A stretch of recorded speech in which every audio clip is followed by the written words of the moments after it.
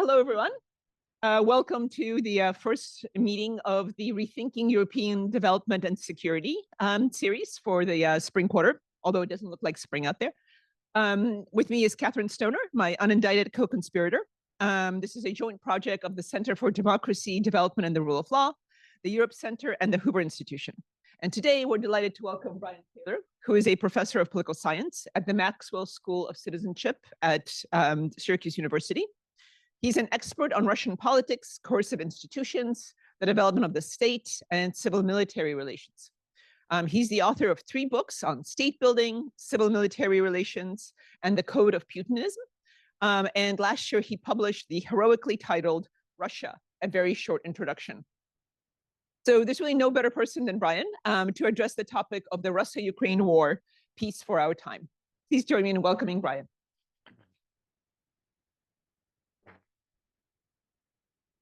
Thanks very much, Anna. Thanks, Catherine. Thanks, everyone, for coming. So before I get started, 2 caveats. Although there is the hint of a historical analogy in our title, Peace for Our Time, I actually am not spending any time talking about Munich or any other historical analogies, Yalta, that people might want to come up with, although if we want to talk about that in Q&A, I'm happy to. And the second piece of it, which I think is evident from Anna's introduction, is that I'm mostly a Russia guy. I'm not an expert on US politics. And as many of my comparative colleagues know, that if someone finds out you're a political scientist in the United States, an average person, the first thing they want to ask is, what do you think about the elections or whatever? And I always say, I don't understand anything about American politics. I cannot comment. So, but American politics obviously comes into this because of the US role in this negotiation process. And I'm also not a Ukraine expert per se. But with those caveats, I will proceed. And the first thing I want to say is, although I'm here to talk about the Russia-Ukraine war in a very analytical fashion, a reminder, as everyone knows, that this is a massive human tragedy. More than 250,000 people dead already on the 2 sides, more than 1 million wounded on the 2 sides, millions of Ukrainians displaced either inside their own country or outside their country, tens of thousands of children abducted, and all the other horrors of war that are going on an ongoing basis. All right. For those who like the bottom line up front, there are 2. Putin is not interested in a deal. He's interested in victory. And he defines victory as the political subjugation of Ukraine to Russia's interests. And the prospects of peace remain very low. So that's where we're going with the talk. Why are we even talking about this now? It's obviously in the news more for the last 3 months, for the obvious reason that when Donald Trump was elected president, he had stated repeatedly that this was a war that he could solve within 24 hours. And although he recently said he was being a little sarcastic when he said that, he still said he is interested in getting it settled, and he thinks he can be successful in that. And so a lot of the impetus for the conversations and all the meetings going back and forth are obviously Trump's determination, stated determination to come to some sort of resolution and some sort of peace in the Russia-Ukraine war. So British Prime Minister Harold Macmillan once said, jaw is always better than war. We're seeing lots of jaw in terms of diplomacy in Saudi Arabia, in Russia, in the United States. But as everyone here knows, this has not ended the war part of things. It's still going on a daily basis. This is Kryvyi Rih here, hit last week with the missile strike that killed 9 children and 11 other adults. So the war continues despite all the talk about ceasefire and despite apparently at least some in principle agreement to achieving a ceasefire. It hasn't yet been achieved. Putin has said he's interested in a ceasefire, right? We agree with the proposals for the ceasefire. But as often is the case, there was a but with that statement. There are nuances that we need to discuss before we can have a ceasefire. And he's especially interested in a deal that should lead to a long-term peace and eliminate the original causes of the crisis. So what we're going to be talking about for most of the time today is what Putin sees as the root causes of the crisis, what he sees as the solution to these root causes, what the real root cause is in my interpretation, and how, if at all, we can get to some sort of resolution of what he sees as the root causes versus the true root causes of the war. Okay. First of all, I guess we should start with the discussion about where the war came from in the first place. And we should probably start the conversation not in February 2022, but in February 2014, when Russia annexed Crimea militarily, and then in the subsequent months sponsored what was often referred to as a separatist war in southeastern Ukraine in the Donbass. President Trump frequently attributes the war to people other than Putin, referring to it as Biden's war, talking about how Zelensky and Biden did an absolutely horrible job in allowing this travesty to begin. So in some sense, his framing of it has placed the blame for the war on the United States, on President Biden, on Ukraine, on President Zelensky.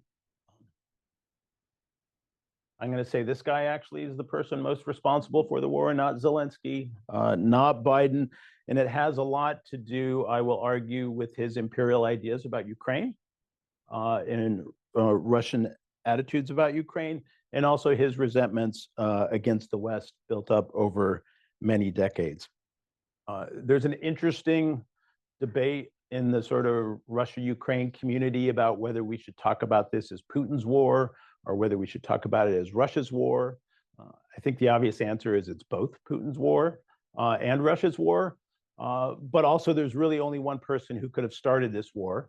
And there's really only one person who can end this war. And it's this man here.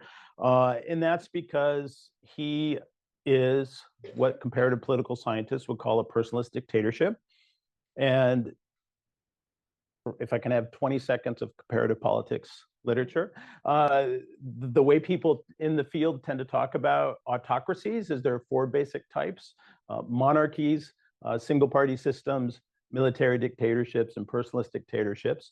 And of those four types, personalist dictatorships have the fewest institutional constraints, fewer institutional constraints than monarchies, than single-party systems, and even than military juntas. And that means there's a lot of leeway for the leader to determine policy. And there are also other pathologies that tend to come with personalist dictatorships that the literature has identified. They're actually more war-prone than other types of dictatorship. They're more inclined to make mistakes. They have information flow problems, which leads to the appointment of people based on loyalty and not competence, and the incentives to tell the boss what he wants to hear. And they also domestically tend to have the worst outcomes in terms of level of repression, low levels of economic growth, high levels of corruption, et cetera. So it's that type of regime we're talking about, which was captured well in this story, which I hope is not apocryphal because it's too good to not be true. So the day the war starts, a bunch of Russian, I guess we used to call them oligarchs, let's call them wealthy business people, were invited to the Kremlin. They didn't know why they had been invited to the Kremlin, what the agenda was, but while they're there, waiting for this meeting with Putin, they're finding out on their phones that Russia has invaded Ukraine. And one of them sees Sergei Lavrov walk through the corner of the room and runs over to him and says, "Why is this happening? Who advised Putin to do this?" And according to the report in the New York Times, no, Financial Times, in the Financial Times, Lavrov turned to this person and said, what you see here, Putin has three advisors: Ivan the Terrible, Peter the Great, and Catherine the Great. In other words, he's making these decisions on his own based on his perception of what will advance his historical legacy and advance Russia's historical interests as he sees them. So what the leader thinks really matters in a system like this. So what did and does Putin want with respect to Ukraine? It's been reported by Russian investigative journalists since very early on in his time as president in the early 2000s that he said to his inner circle, if we're not careful, we're going to lose Ukraine, right? Ukraine was something that Russia had to lose. And he paid close attention to it. If you look at the events of the Orange Revolution in 2004, obviously the events leading up to the Euromaidan in 2014, this has been a priority for Putin throughout his presidency. And I think it's pretty clear that his attention to the issue and his obsession, one might say, with the issue has grown over time. Here we have him in 2008 talking to US President George W. Bush, making the statement that you understand, George, Ukraine, it's not really a state. What is Ukraine? Part of its territory is Eastern Europe, and a significant part was gifted by us.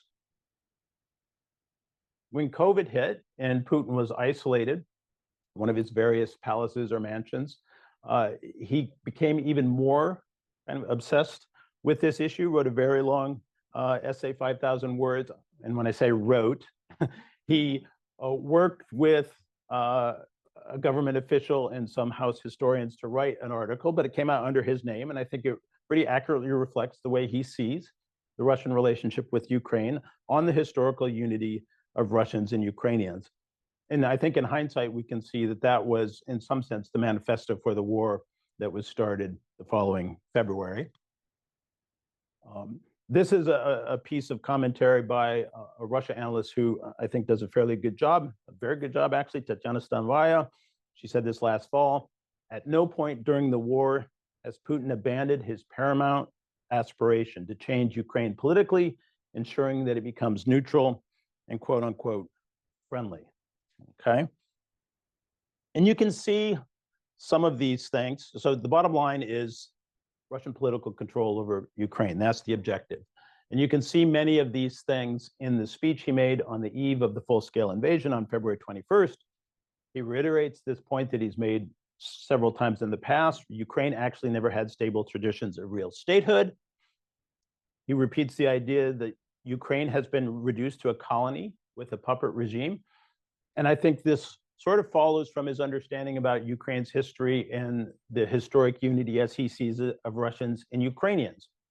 In his view, he cannot imagine a Ukrainian people or Ukrainian political leadership consciously choosing alignment with the West, with the European and NATO, over its natural, historic, friendly relations with Russia. So if that is the choice that Ukraine is making, it's not because of anything Russia's done. It's not because of any sort of independent belief of the majority of Ukrainian people. It's that the regime in power in Kyiv is not listening to what Ukrainians really want. So in that sense, it's been reduced to a colony with a puppet regime.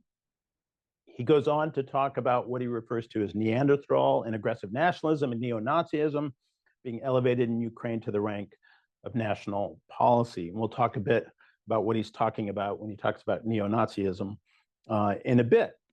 So a lot of the speech was about what's happened in Ukraine over the last several decades and why he sees that as threatening to Russia's interests. Some of the story is obviously also about the United States and NATO. He says they've started an impudent development of Ukrainian territory as a theater of potential military operations. I would say that I don't think there's a lot of evidence that the US and NATO were developing Ukraine as a theater of potential military operations. We can talk about that. But I like the choice of words here too, impudent, which I think is his sort of understanding of how the West and the US has treated Russia unfairly. I want to deal with the NATO issue now because it always comes up. If I don't talk about it, it comes up in Q&A anyway. So let's just talk about it now. Did NATO cause the war? Is NATO responsible for this war? I would say no. I could spend a lot of time talking about this, but let's just make a few points about it.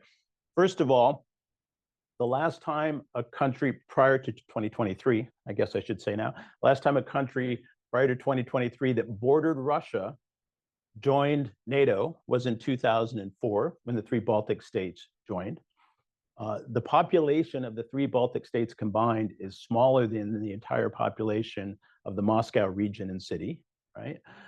And the Estonian armed forces, active duty, it's about 11,000 guys standing up against a military of over 1 million in Russia. And of course, prior to 2014, NATO was not basing any NATO forces in the Baltic states. After 2008, when NATO makes this statement that Ukraine and Georgia will at some point become members of NATO, all subsequent US administrations showed no interest in bringing Ukraine into NATO, right? Obama administration, first Trump administration, Biden administration. So it was not on the cards that Ukraine was going to be joining NATO anytime soon. So it's hard to see how 2022 makes sense as a logical date to invade Ukraine if NATO has been the one that's responsible for threatening Russia. There was nothing happening militarily that would threaten Russia. In fact, quite the opposite. After the end of the Cold War, the United States massively reduced its material and military commitment to NATO, reduced the size of its forces inside Europe from over 320,000 during the late Cold War down to about 57,000 troops. So that's like 75, 80% reduction, something like that. You see a similar pullback in naval forces, a similar pullback in US Air Force assets in the Middle East, in Europe.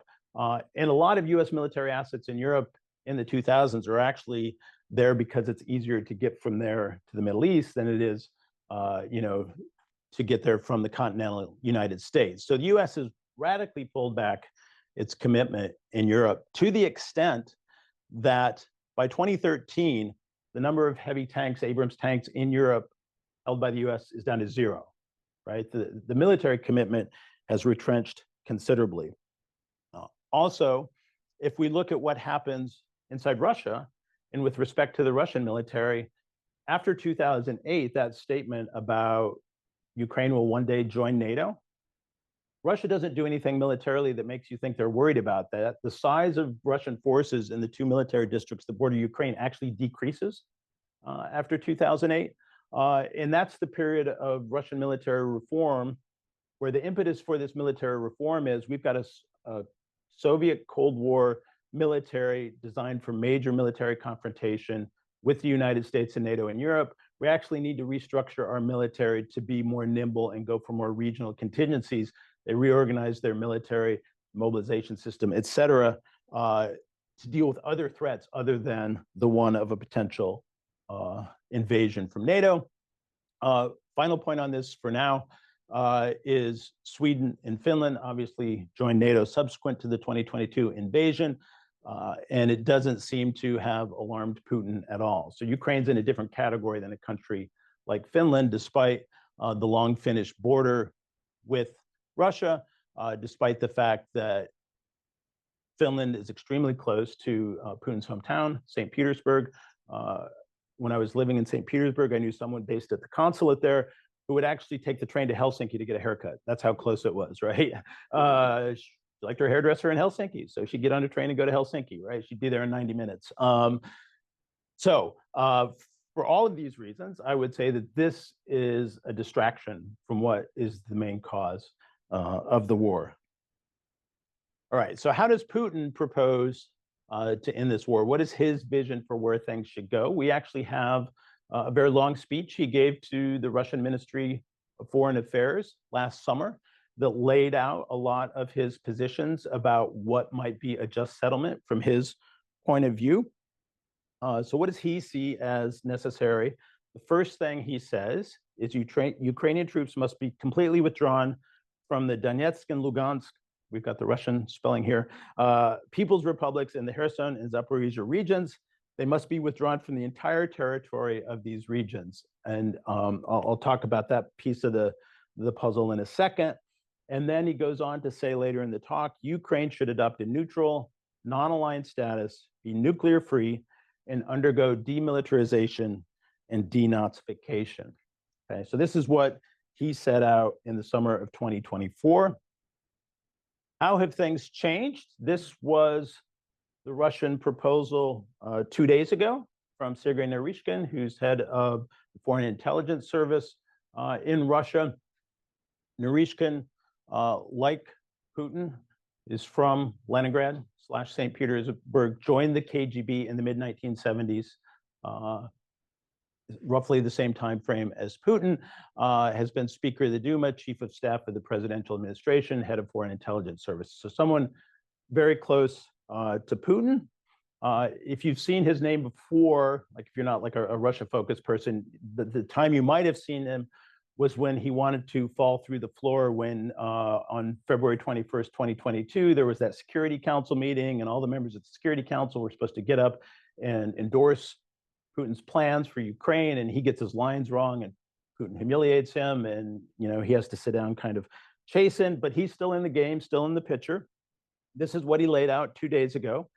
Ukraine must recognize Russian sovereignty over Crimea, Donetsk, Luhansk, Zaporizhia, and Kherson. Ukraine must be nuclear-free and neutral, and Ukraine must undergo demilitarization and denazification. And he adds, and cancel all discriminatory laws adopted after 2014 in Ukraine. All right, we'll see how many people understand this meme. So it's this scene from The Office where Pam shows a coworker 2 photos and says, corporate wants you to find the differences between these 2 photos. And then she later tells the camera, when that person isn't in the room, they're actually the same picture, right? So Putin's peace plan, what Narishkin laid out 2 days ago, it's the same plan, right? There's no difference between what they were saying then and what they're saying now. So there are 3 key issues, at least these are the 3 key ones that I see looking at what they're saying. One having to do with territory, second having to do with security, and a third having to do with Ukrainian domestic politics. So let's talk about each of those in turn. First of all, the territorial issue. I would say, first of all, this is not the most important issue to Putin, right? This or that piece of territory. Again, the bigger goal is political control over Ukraine in some fashion, but what they're asking for is formal Ukrainian recognition of Russian sovereignty over these 5 regions. It's been reported fairly recently that Steve Witkoff has advised Trump to support this, right? To support that Russian sovereignty over this territory be acknowledged as a way of resolving the conflict.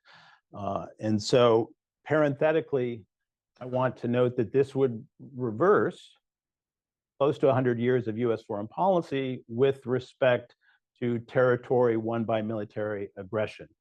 Secretary of State Henry Stimson said in 1931, when Japan conquered parts of Manchuria, that the US would not recognize that territory as Japanese because it was taken through conquest.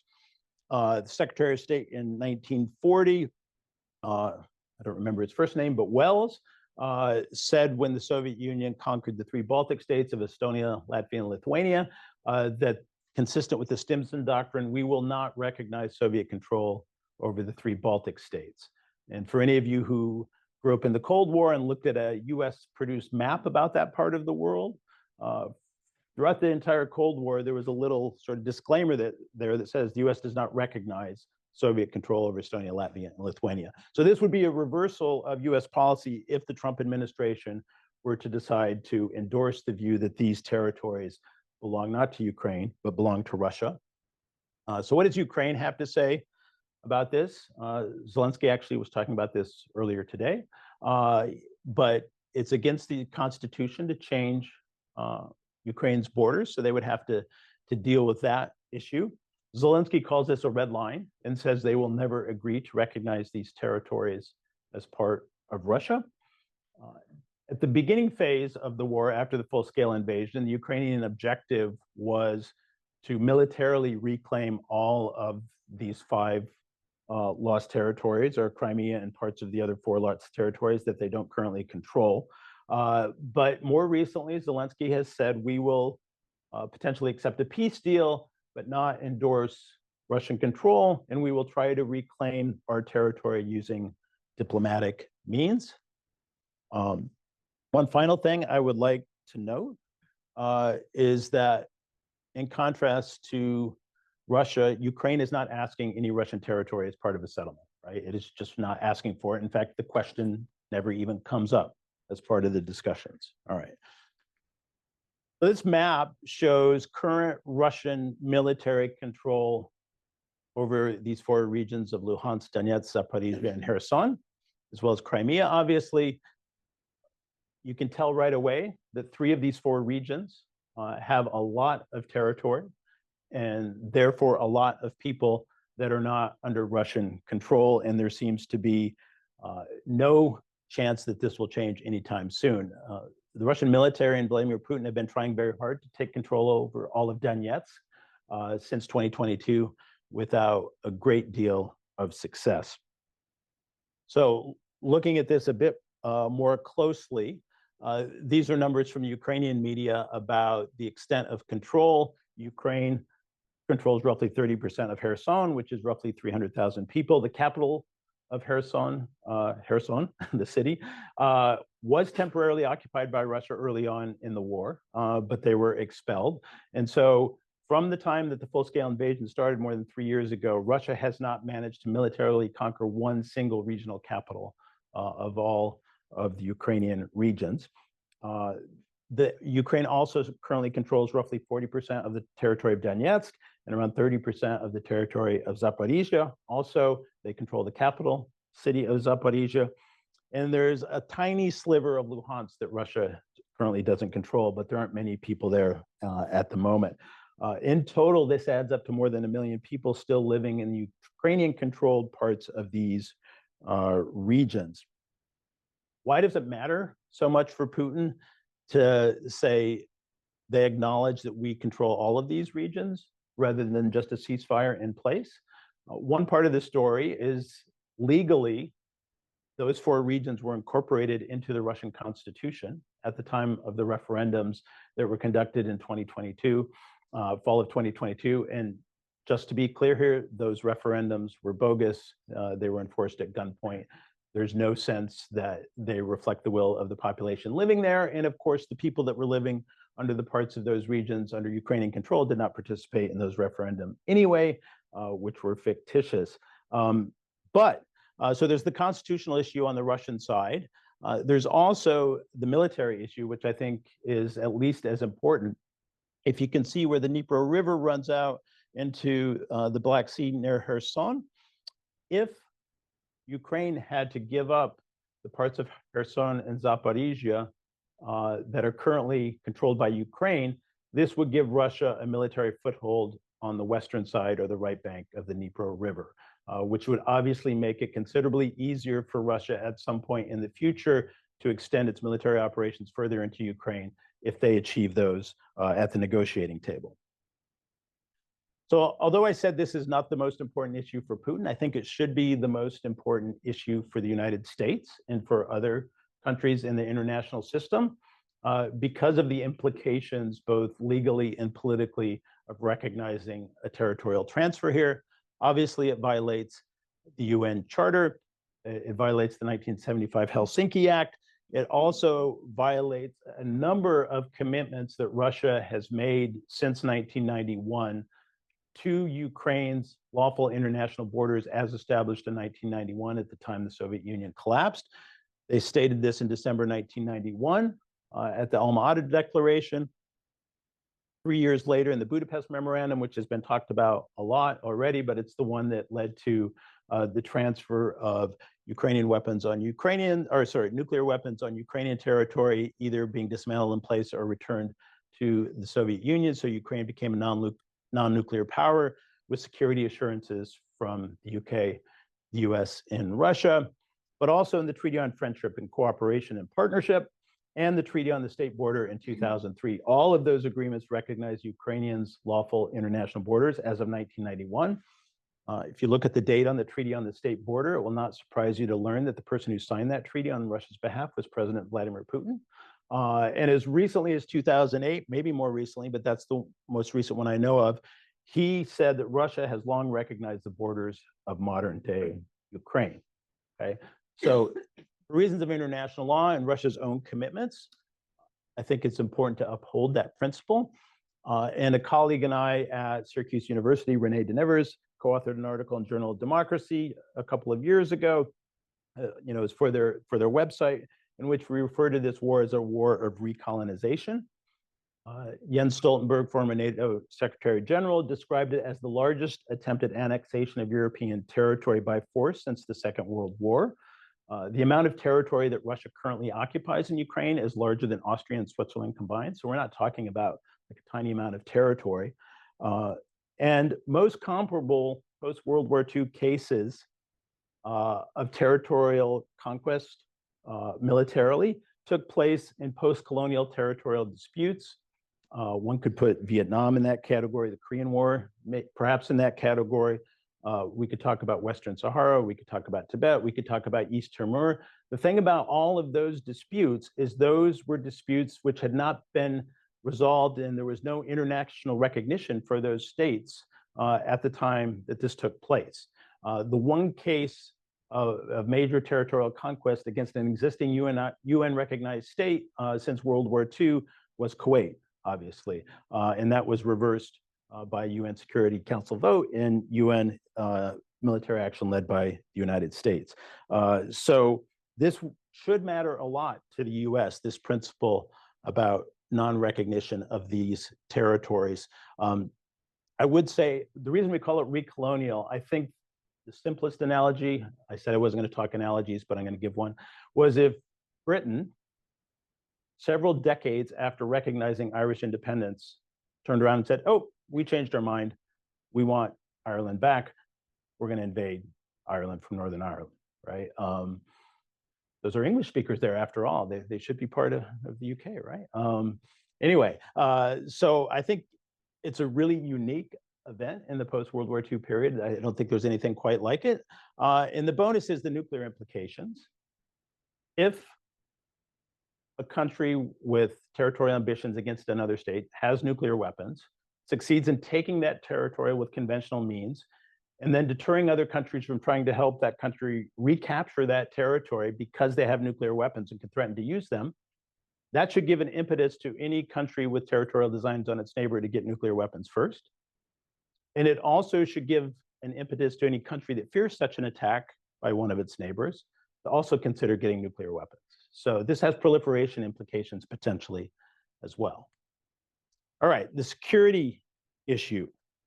Neutral and non-nuclear Ukraine, including a formal NATO statement. Russia wants a formal statement from NATO that they've withdrawn this statement of 2008, that Ukraine will one day become a member. They want no NATO member country troops in Ukraine, which is important because in the ceasefire talks, there are questions about whether countries like France or the UK or others might be willing to deploy troops, not in a NATO mission, but in a so-called coalition of the willing mission inside Ukraine. They want severe limits on the size of the Ukrainian military. So when you hear this word demilitarization used a lot, that's what they're talking about. In the Istanbul peace discussions that took place in the early months of the war in 2022, Russia was asking for limiting the size of the Ukrainian military to fewer than 100,000 troops, limits on certain types of equipment, the ranges of missiles, and other things like that. What does Ukraine want? Ukraine is seeking NATO membership. And of course, NATO has reiterated its intention to at some point bring Ukraine into the alliance without specifying any specific time frame. They want security guarantees, including explicit bilateral security guarantees from NATO members, including the United States. If you recall the February Oval Office meeting that became so famous, the thing that started Vance and Trump sort of getting mad at Zelensky was Zelensky saying, well, Russia hasn't upheld its previous agreements with us, so we want some security guarantees that we will be protected in the future if we sign an agreement. And they have not really backed off that position. We can get into some of the intricacies of this, but European countries doing this without US support will be militarily difficult because of what they often refer to as enablers in terms of air transport, in terms of intelligence and things like that. It would be difficult for Europe to sustain a large deployment in Ukraine without some US assistance. Also would note, as far as I know, Ukraine is not seeking any limits on Russian military size, Russian military equipment, or military relationships with other countries, such as North Korea. I haven't heard them say as part of the negotiation, you can't get artillery from North Korea, even though North Korea is currently providing almost half of the artillery that Russia is using in the war, as well as providing troops, as you know. So again, the asks on the two sides are slightly different. Finally, the domestic politics issue and the so-called denazification That is code for Putin's overarching goal of a Ukraine that's friendly to Russia, right?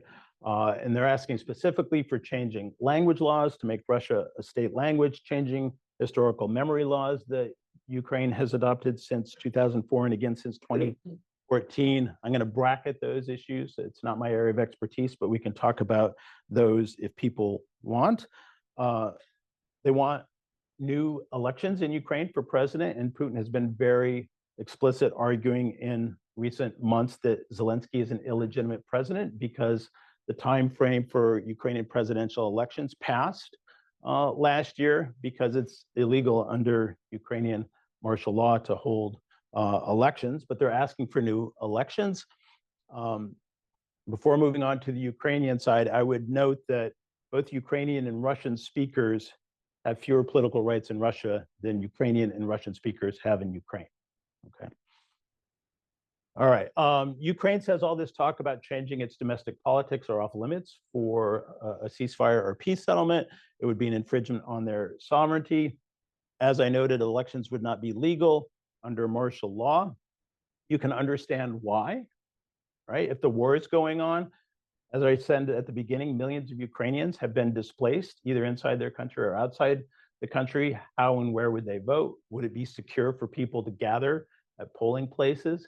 Could you run a campaign, right? And if you lift martial law, if there's a ceasefire and you lift martial law, what does that mean for the restriction on 18 to 60-year-old men leaving the country? Because martial law is what's keeping them in the country. What would that mean for Ukraine's military going forward? So there are lots of reasons why not only Zelensky, but all the other main Russian or Ukrainian political parties say now is not the right time for elections. New elections would not bring a pro-Russian leader to power if that's what Putin's objective is. That's very clear from the opinion polling. Zelensky is leading in current polls that we have. The former commander of the armed forces, Zaluzhny, who's now the ambassador of Ukraine to the United Kingdom, finishes second in those polls. He hasn't made clear if he's going to run if there are elections, but he's second. Some of the other people are much lower down, 5 to 7%. Pro-Russian politicians are like 1% in these polls, right? So it would not change the political leadership, but it would be an opportunity for considerable mischief on Russia's part if Ukraine was forced to have early elections. And my frequent reminder that Ukraine is not asking Russia to hold new elections under international observance because those previous elections might have been illegitimate or unfair and so on. All right, just briefly, why we know that Ukrainian elections would bring to power a president not favorable to Russia. This is a poll asking the very simple question of Ukrainians: how do you feel about Russians between 2008 and 2022? You probably guess the blue line is good, the orange line is bad. And we can see 2 points in which Ukrainian opinion about Russians changed fairly radically. Once in 2014 with the annexation of Crimea and the sponsorship of the war in the Donbass, and then again after the full-scale invasion. So if Putin wonders why Ukrainians are not sympathetic to Russia the way he thinks they should be historically, we can identify the points in which popular opinion changed radically against Russia, okay? All right, what about the ceasefire? Late February, total ceasefire was on the table when Zelensky was in the Oval Office. He had some questions, but in early March, he agreed to a ceasefire, land, air, and sea. Late March, there was an apparent agreement on a ceasefire at sea and a partial air ceasefire. If you look at the communiques, there's a bit of disagreement on the air thing. Does it apply to energy and infrastructure, just energy infrastructure? So there are some details there that were disputed, but Russia also put in place some conditions that they haven't relinquished yet in terms of even a partial ceasefire, which is that if it's a full ceasefire, Ukraine will stop enlisting people in the military, stop military training, Western military assistance to Ukraine should stop, right? All of those things are demanded before a full ceasefire. And in terms of the ceasefire in the Black Sea, Russia is saying that sanctions against the Russian Agricultural Bank should be lifted, which would obviously create a pathway for other transactions to take place through the SWIFT network of financing again. So that's an important piece of it. We're in mid-April, no ceasefire in effect yet, as we can see by reading the news every day. It's unclear exactly what the time frame is for this discussion. Not long ago, people were talking about Easter as a potential deadline. Easter's coming right up. Some people have talked about 100 days as the deadline. That would be the end of this month. I don't think we're going to get there. All right. Part of the issue is this triangular relationship between Trump and Zelensky, Trump and Putin, Putin and Zelensky, right? I think it's pretty clear, this one won't surprise you, that Zelensky and Putin really don't like each other. But it also seems to be the case that Trump historically has had a fairly positive view of Vladimir Putin, has referred to him as a friend and says we get along great and things like that. I would commend to you the Foreign Affairs podcast with Fiona Hill from a few weeks ago, where both at the beginning and end of the podcast, she sort of talks about the psychology of the Trump-Putin relationship as she saw it up close and personal when she worked at the National Security Council. And Trump has unpleasant associations with Zelensky because of the 2019 impeachment hearing and so on. So I think it's fair to say that Trump sort of leans a certain way in this discussion, which is why he's applying lots of sticks to Zelensky and offering Putin lots of carrots. Sanctions relief, voting with Russia at the UN, phone calls, possible summits, discussion of a broader relationship with Russia, diplomatic arrangements, hockey games, all these sorts of things, no tariffs on Russia, whereas military assistance was temporarily suspended to Ukraine, intelligence sharing was temporarily suspended. Last week, or maybe it was even earlier this week, Trump kind of implied that he wouldn't even be willing to sell Ukraine Patriot missiles, even if they were paid for by Ukraine or Europe. Patriots are air defense systems that protect Ukrainian cities from Russian missile strikes. I'm not going to talk about the mineral deal because I've been talking quite a while, and it's still up in the air. There was a recent statement from the Ukrainian economics minister that they made progress in the last couple of days, but so far they haven't closed that deal. And there is also the whole broader discussion of US-Russian relations and potential sanctions relief that have been going on a somewhat parallel track as well. And I think it's sort of clever by Putin to try and broaden the discussion beyond the Russia-Ukraine war, to hold out the prospect of much improved Russian-Ukrainian or Russian-US relations going forward, which I think would appeal to Trump. All right, where are we in terms of the battlefield? Not much has changed since the fall of 2022 over the last 2.5 years, right? If you compare this map to this map, there has been little movement there. I was in DC in December, and a former government official said at the time, Russia's on a roll. And they were obviously talking about, sorry, this is in Russian, the tempo of Russian army's movements in Ukraine. And you can see in terms of the dynamic here, the number of square kilometers that they were taking increased quite a bit in the fall, but then started to decline more recently, and the Russian advance has been slowing. If they continue on the pace they're on now, the Russian military would conquer Ukraine in 100 years. Okay, so they're not making very fast headway. Some of this winter clearly had to do with things like weather, but some of it also had to do with more effective use by Ukraine of mines and drones and those sorts of things. Russian casualties continue to increase. The British Ministry of Defense said early this year that Russia took 430,000 casualties in 2024, almost 200,000 more than they took in 2023. You can see the increasing daily rate of average losses. And when I say casualties, I mean both dead and wounded, right? Over time. At the same time, they're paying more and more to get Russians to volunteer for the military. And I'll say something about this quote from Yekaterina Shulman, a Russian political scientist. I thought it was an interesting observation.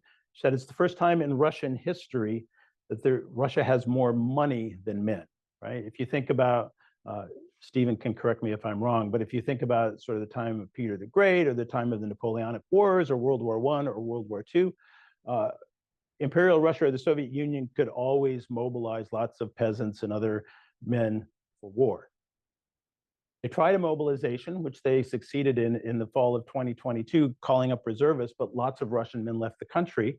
And they've now decided, rather than coercing men into the military, they're actually going to pay them to join the military. So they're offering signing bonuses of $15,000, $20,000, salaries 3 times the average salary, debt relief, free higher education for their kids, massive death bonuses if you're one of those people who dies during the war, around $50,000 to $100,000, right? So that is the way Russia continues to sustain these heavy losses, but there's no sign that those are ending anytime soon.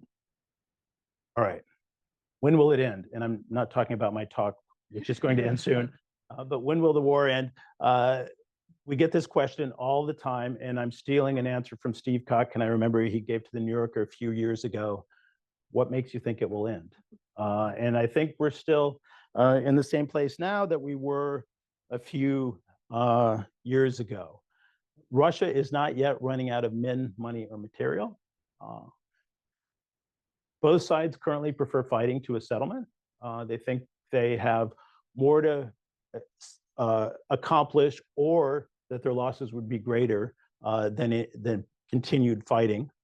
I don't think either side has a plausible theory of military victory at the moment, but they're still of the belief that they can benefit their position by continuing the war rather than settling. I think the Ukrainian theory is that something on the Russian side will break in terms of the supply of men that I just talked about, losses in Russian military equipment, which continue to degrade the size of their tank forces, artillery, infantry fighting vehicles, and so on, or they will run out of money and have an economic crisis. Something will break on the Russian side. I don't see that happening anytime soon. Putin probably has a better theory of victory at the moment, which is that the West will stop supporting Ukraine, and therefore it'll make it easier for them to win the war. I would note that a ceasefire doesn't mean peace, especially for Ukrainians living in territory under Russian control. It's just a different kind of violence. We know from reporting that there's torture, repression, rape, deportation of children, forced Russification, and so on. So a ceasefire doesn't mean an end to the violence. It just changes the nature of it. 2 IR experts wrote a year ago in Foreign Affairs, I see no reason to say that this has changed. Putin is ideologically committed to subjugating Ukraine, and his political invulnerability makes him almost entirely insensitive to the war's financial and human costs. I think that's still true. To summarize, the main root cause, Putin wants to subjugate Ukraine, and this includes Kyiv, right? Not just the 5 territories we talked about. And this is a quote from 2 Russian journalists, Farida Rustamova and Maxim Tavkailo. If you don't follow Farida on social media, she has a Substack that's quite good on sort of insider reporting in the Russian elite.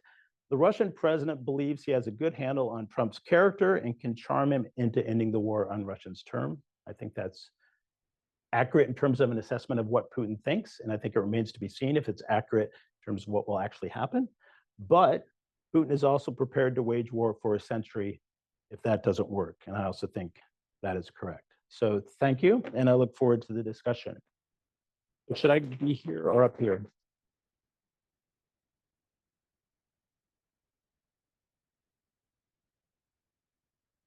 Our division of labor is that I field the questions and you field the answers.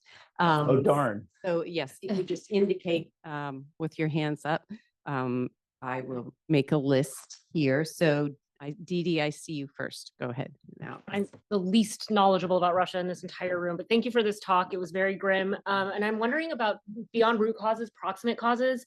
Alexei Honcharuk, the former prime minister of Ukraine, was a visiting scholar here. a few years ago, and he said he really thinks it's about democracy on Russia's border and the success of Ukraine's democratic transition. And I'm wondering if there are domestic factors, like thinking of Alexei Navalny and also just democratization in Ukraine, if that was something that influenced the calculus of the immediate preceding time of the invasion. Yeah, I hear this argument quite a bit. I'm somewhat skeptical of it, actually. I mean, so the logic goes that a successful East Slavic democracy on Russia's border would represent a model to Russians that they would look to and make them more inclined to resist Putin's autocracy, basically. I don't think there's any evidence for the period that Ukraine has been more democratic, which has been really since at least the early 2000s, that this was in any way playing into the strength or weakness of the Russian democratic opposition. I just don't see any connection between those two things. Now, maybe if a democratic Ukraine successfully joined the EU, that might send a different message, but I think that was quite a ways off, actually absent the war, which has accelerated the timeline for discussions about accession. So it might have been a factor, but I don't think it was the factor. I think that the timing had more to do with Putin's growing awareness that all of the other methods he had tried to keep Ukraine under Russian control had failed. And the only one left was the military option. And he wasn't getting any younger, and the time was right. Oh, I see my two fingers. asking a follow-up on that. Yeah. Okay, so maybe not the, but I think still probably an important cause. What about, you see big protests against parliamentary elections in autumn of 2011, after Putin announces he's coming back into the presidency. Again, you see them in 2012 as he's being elected to the presidency. Then autumn 2013, we have this uprising beginning that becomes Euromaidan in Kyiv through Ukraine, and then we get the seizure of Crimea. So isn't that a link? I don't think so. I don't think so. I think, honestly, as well be honest, I think Crimea was an emotional overreaction on Putin's part. And if he had been smarter, he would have done what they did after 2004, which was use the important flow of Russian money into and through Ukraine to keep a subset of the Ukrainian elite sympathetic to Russia. And they would have, over time, we would have seen a repeat of what we saw after the Orange Revolution, which was 6 years later, a more pro-Russian candidate wins elected office democratically and becomes president, Yanukovych. I don't see any reason to think that dynamic would have changed absent the annexation of Crimea, which took the most pro-Russian voters out of the Ukrainian electorate and pissed off the rest of the Ukrainian population, right? So I think that was what really set the Ukrainian pathway to the West firmly in one direction, which was away from Russia, and that sort of lays the groundwork for what we see 8 years later. Right. Okay. Interesting. All right. I have Iveta next, then Alex, Jim, and I'm sorry, I forget, but I know you were the Prime Minister of Australia, right? Yeah. Thank you so much for the talk. You touched upon it a bit, but I want to ask you to elaborate a bit. So Putin is succeeding in some territorial gains, but this is not his main political goal. So more than 3 years into this war, how closer do you think he is into his actual political goal, or rather, how closer he thinks he is? So, because it's from the polls that you showed us, it looks like he's as far as he ever was from political control over Ukraine. Yeah. So two questions. First, in terms of what Putin thinks, I think he still thinks he can accomplish his objectives of achieving political control over Ukraine. And I think he thinks that will be the inevitable consequence of the West losing interest in this war, which he thinks it will, because it matters more to him and to Russia than it does to the United States or Western Europe. I think he's wrong in that calculation, but that would be my best guess as to what he thinks. And certainly with the Trump administration, he's seeing some prospect of the US stopping support for Ukraine militarily, politically, and so on. And that will make it quite difficult for Europe to do it on its own, despite the fact that Europe is much wealthier than Russia in terms of certain military assets. There's a lot that Russia can, or that Europe can do, but there are some things like, missile fires, intelligence, logistics that the U.S.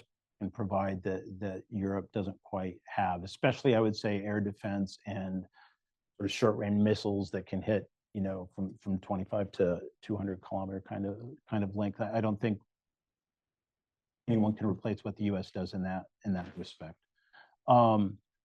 Now, having said that, my own answer to the question is that although Putin may think he's closer to that victory of political control over Ukraine, I think it's already pretty clear that Russia has incurred a strategic defeat and will never politically control Ukraine going forward, partially because of the opinion polling I showed.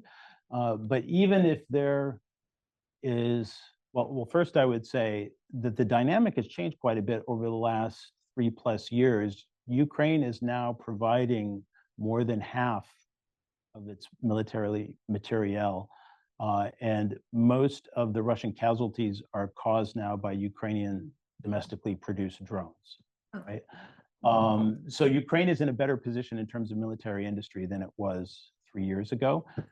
Europe is also in a better position and currently provides about 20% of Ukrainian military material. So the US is only supplying about a quarter. And I don't think that will fundamentally change the course of the war if that piece of it disappears. It'll make it harder for Ukraine, but I don't think it will lead to a collapse of the Ukrainian front lines, at least over the next year. More generally, even if there is an effort by the Trump administration to impose a hostile peace on Ukraine, or there is a collapse on the battlefield, I think the prospects for Ukrainian insurgency in any territory that falls under Russian control is extremely high. I think that was true even before the full-scale invasion, but now it's certainly true because there are hundreds of thousands of Ukrainian men who have experience in war and will have access to at least light arms. And it's very hard to police an insurgency in a country the size of Ukraine, or even half of Ukraine if they got, to Kyiv. So. Okay, great, thank you. Okay, our list has gotten longer. My answer should get shorter. Got it. That's all right. We have 15, 17 minutes. Okay, it just got even longer. Next, I have Alex, and I should have asked people to introduce themselves as well. I'm Alex. Like Didi, I'm not an expert on this conflict, and it's just really, really helpful. I'm wondering if you could talk, so you spoke a bit about kind of Zelensky's theory of victory, which is basically that Russia will run out of steam, which also strikes me as being basically like what I was in Europe when the war broke out, and that was also what people expected there, but on a very short timeline. Like people kind of expected that Russia would burn out within a month, and this would be over, it'd be history. And I guess I'm wondering like why there was such a miscalculation historically, and I guess now what is it about that sort of resources that Russia controls that people didn't really appreciate the scope of, or how has it innovated? So like, yeah, why what was the reason for that narrative, and why was it so wrong? Yeah, that's an excellent question, and it's going to be hard for me to give a short answer to it. So I will give a slightly longer answer to it. So one theory was the Russian elite was generally opposed to this war, did not see it coming, and thought it was harmful to their interests. And I think that is basically true, but they are in no position to object. Right? If you think about the options available to them, this is not my idea, some Russian scholars have talked about this. You can apply Hirschman's framework of exit, voice, and loyalty. Voice means speaking out against what Putin is doing. That's not really a wise political strategy for members of the Russian elite who want to remain inside Russia. They can exit the country, potentially, but that causes them a loss of assets and status and an uncertain future, and they might have family members still remaining inside Russia as well. So that left loyalty is the only option, and it's not necessarily a positive loyalty that we support this war and all its objectives, but we're in no position to object. And I actually think over time, to some sense, the negative loyalty becomes positive loyalty because there's too much cognitive dissonance to being a member of the Russian elite and opposing the war at your inner core. So they start to accept some of the logic. Well, the West forced this upon us. Well, this is defensive war for us because we're at war with all of NATO and all of those kinds of things. In terms of prospects for mass uprising, as Anna mentioned earlier, I've spent some time writing about the military and police and law enforcement and security structures. There's no reason to think in a political system like Russia, there's a whole lot of space for mass mobilization against the war. So then it becomes the burnout narrative. Are they going to run out of men, money, and materiel? And we've seen that there are Russian men willing to sign up to go off and potentially be killed or to kill Ukrainians if the price is right. And I don't see that ending anytime soon, although they have had to increase the amount a lot over time. There are open source investigators who think that Russia might be running out of tanks or armored vehicles and that sort of thing in the coming years. But I would note that the projections keep receding further into the future, right? I heard people say they're going to run out in 2024. We're in 2025. Now I hear people saying they're going to run out at the end of 2025. I think they've scaled back, the use of tanks. They're not fighting for breakthroughs. They're fighting in very small operations, that doesn't require that type of materiel. So then the question is money. And they've had enough oil revenue to keep it going. So the one sort of interesting wrinkle with everything that Donald Trump is doing is if there's a global recession because of the tariff war that drives down the price of oil significantly, that could create a problem for Russia. Indirect technique, but yeah, how soon that would kick in, I don't know. They have some money put away and they could cut back in other areas because I think Putin would prioritize spending on the war above everything else, but it would make it a lot more difficult for them. So that's the one sort of wild card I would throw out. All right, Jim Goldgeier. Hi, thanks, Brian. It's great talk. I agree with everything you said, and I probably already know the answer to this question, what you would say, but I do want to hear it, which is, Putin can get lots from Donald Trump. He can get recognition of the territories. He can get an end to U.S. support for Ukraine. There's a lot he can get and probably will.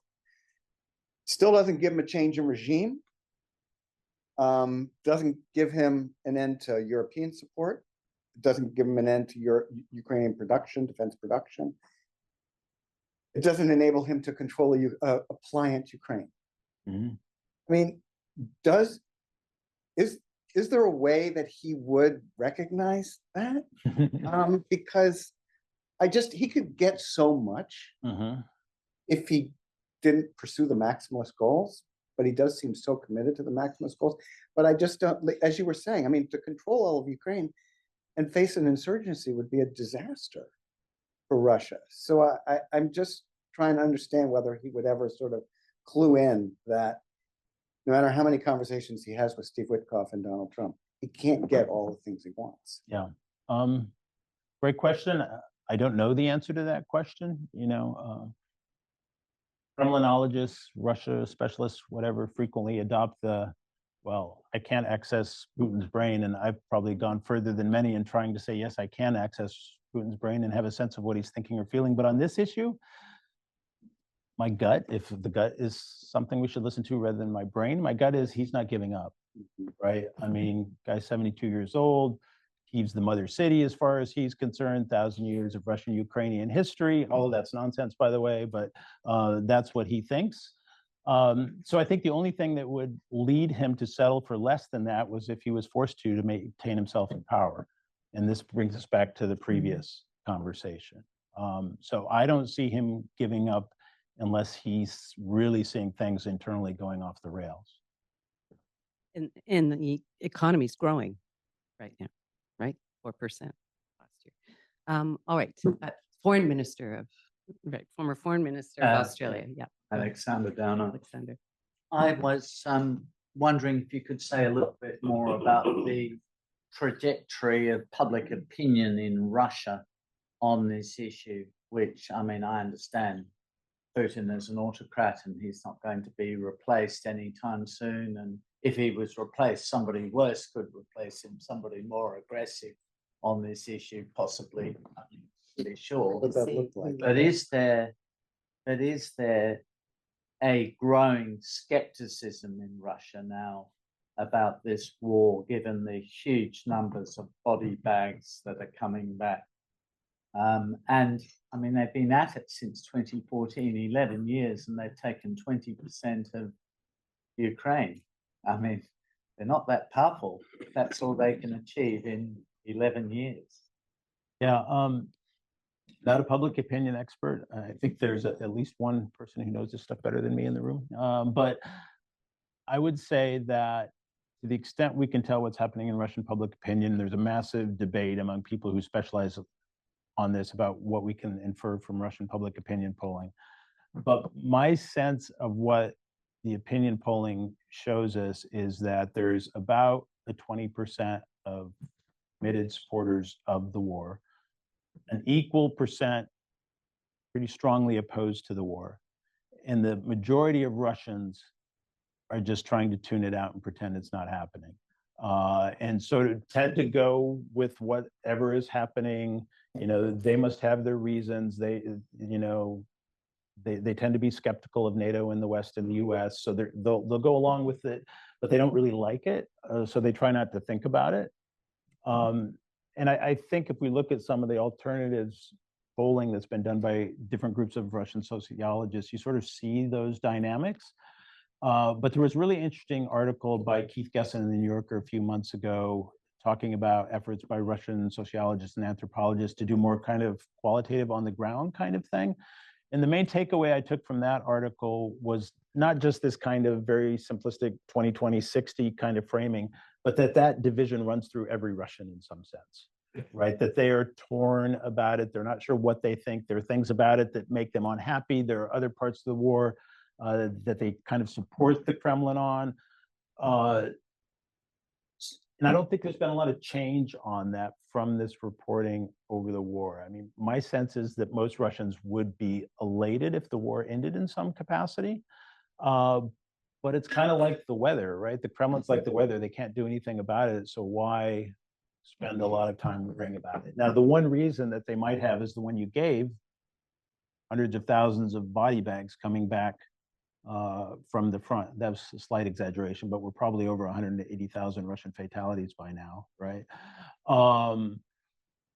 Is that going to be a trigger? It hasn't really been yet in the communities that have faced it. And I think a lot of people, if their son or husband or father or whatever comes home in a body bag, they probably want to rationalize it or legitimize it in some way as necessary and important and praiseworthy rather than a waste, right? And turn their anger at the Kremlin. So I'm not seeing any signs of that yet. Again, I'm not a public opinion specialist, but that's the way it looks to me. No. You could also look at support for peace as opposed to support for war. And there we see a higher percentage of people saying, if we could go back in time to the day before the war, would you? And there we're seeing close to 50% saying that consistently. So it's asking a kind of indirect question. Also, the younger you are, the less likely you are to be supportive of the war or of Putin. But the big question is, what does that translate into, right? Does that usually translate into policy change? Yes, in that it's changed the educational system so that young people learn a completely different history of relations between Russia and the West and Russia and Ukraine, right? So you wouldn't expect any big social movement, I would guess, right? No, and if there was one, it would be driven by economic recession, probably, or high inflation, which they have, right? But even more sustained than we've seen. Yeah, Steve had a two fingers. Yeah, it had to be really deep. Steve, I saw two fingers, and so did Brian. Problem is the war. What do you mean the war? In Russia, domestic politics, Ukraine started the war. NATO started the war. Ukraine is committing the atrocity, not Russia committing the atrocities. So when you're asking them, do you support the war? It's not the war that you understand them to be asked about. Now, of course, they have other sources of information. Some of them But the definition of the war in Russia domestically is not the definition of the war that you have in your own mind. So if you're asking them, do you support the war? Well, if we're under attack and they're committing atrocities against us and it's self-defense, it's hard not to support that. If it's the war that you have in your mind, of course, then it's puzzling why they might be supporting that. And Catherine's got the point about the desire for peace. Everyone would embrace an end to the war in Russia with very few exceptions. The bloggers who actually don't do the fighting would be the only ones who would do it. And the younger people have access to different sets of information or will avail themselves of the internet, and therefore they're seeing the war more the way you describe it, whereas people over 50 see it as Russian television describes it. Okay, Dennis, did you want a two-finger on this? And then Yeah, we'll go just to a quick question. Marcel My name and is Karen. Denis Morozov. I'm a DCI fellow here at Stanford. And can you tell us what is your assessment of a possible military escalation in Ukraine this summer? So my logic that actually if the negotiations, if any, like negotiations between Russia and Ukraine do not lead to any like productive results in the near future, and to be honest, actually, I don't see any serious preconditions for that, then Putin may be tempted to resolve actually this issue by military means, and this seasonality of the military operations and the weakening of their support would be important factors. So in the United States, we see that actually political divisions are slowing down military aid.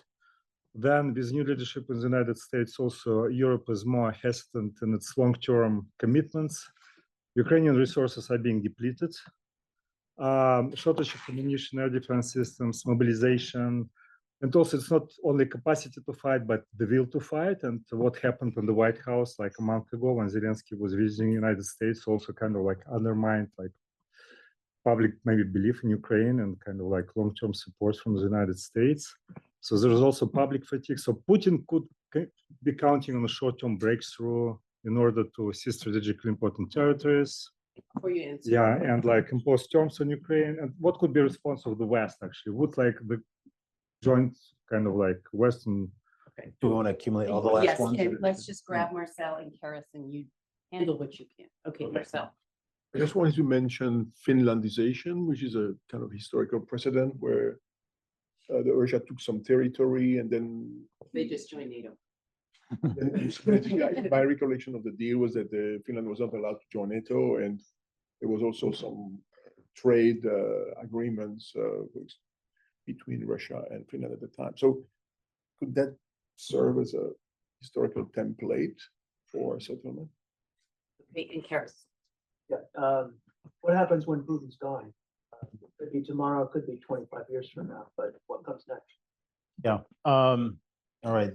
Simple questions, and I've got 2 minutes. All right. So the first question, I think people who are paying more attention to the day-to-day of the war think there is going to be a Russian offensive at some point this spring. I'm skeptical that they will achieve a militarily meaningful breakthrough. I mean, they've been trying to take Pokrovsk, which most of us probably had never heard of prior to this war. It was a city of fewer than 100,000 people for over a year. They've lost, in terms of casualties, over 100,000 people on that narrow access of the front alone, and lost thousands of armored vehicles along that access. They still have not taken Pokrovsk and Donetsk, right? So a meaningful breakthrough that acquires a lot of Ukrainian territory, I see as unlikely this spring or summer. And my understanding of Ukrainian equipment supplies at the moment are they have enough to get through to the fall, even without further US military packages. I think there is an issue with Ukrainian mobilization, and especially in the front of a, possible higher hopes for a ceasefire. Like the dynamic is the opposite. In Russia, the dynamic is sign up for that bonus right now, and peace is coming, so you'll get the bonus, but you won't die. And in Ukraine, it's like, why am I going to be the last person to volunteer if this war is ending soon? But if I'm right that we're not going to see a ceasefire, that dynamic might change. But Ukraine has made some efforts to fix its internal mobilization system. I don't follow it closely enough to see if that's going to pay off, but I don't see a collapse on the front coming. And I think the way they're fighting now allows them to hold territory fairly well, even if the Ukraine go on the offensive. In terms of Finlandization, I mean, the Ukrainians have expressed no interest in this. They think that given the 11 years of war, they need real security guarantees going forward. Otherwise, Russia will just come again in the future, and it'll be harder for them, arguably, than it is now. In terms of what happens after Putin dies, and as you pointed out, that could be tomorrow, that could be in 20 years. I mean, it depends a lot on the scenario, right? There's one scenario where, he falls down the steps and, it's instantaneous change that no one saw coming. And in the current situation, the Prime Minister, Mikhail Mishustin, would become acting president, and then there would be this internal game about whether he would be the designated successor. He's inherited all the power and the position, but he'd have to win an election, and would other elite factions try and prevent him from going forward? My read of Mishustin, to the extent that it matters, is that he would be quite happy to end this war. And that many members of the elite would be quite happy to end this war. But there are other factions of the elite that would not be happy about that. So when personalist dictatorships collapse, it's often quite unstable.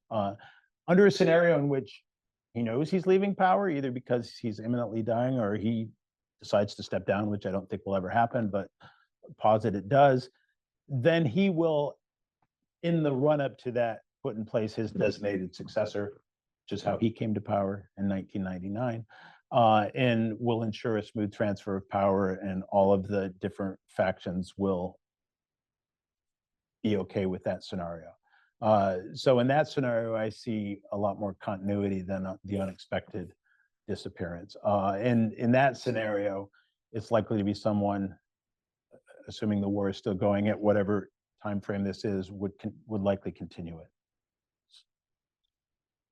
Well, Brian, thank you. That was masterful, super informative. And thank you also to the audience for great questions.